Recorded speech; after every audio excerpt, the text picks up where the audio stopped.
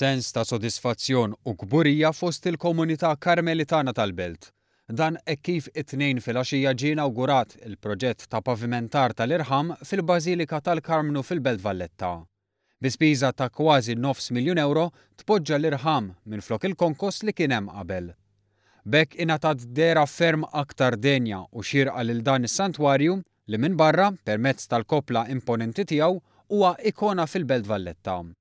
Ix-xogħol fuq dan il-proġett tant importanti beda f'Settembru li għadda u propju nhar Kristu Re, jiġifieri fis-26 ta' Novembru li għadda, beda jitpoġġa l-Irħam. Kif spjega tajjeb il-Pirjol Alex Xerri, f'din il-Bażilika sar 560 metru kwadru tarħam u finalment il-proġetti li kien hemm f'din il-Knisja tlestew kollha.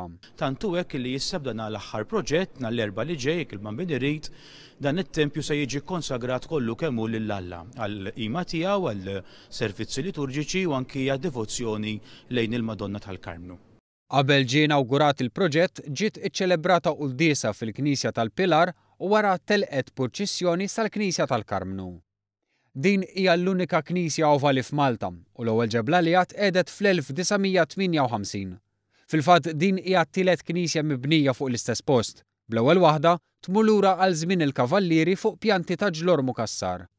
Bil-bombi mitfuqa bl-aħniena matul it-tieni Gwerra Dinjija, l-Ordni Karmelitana kienet ħasbet li twaqqa' dak li kien fadal wara t-tiġrif tal-Knisja u tibni s-santwarju li hemm illum.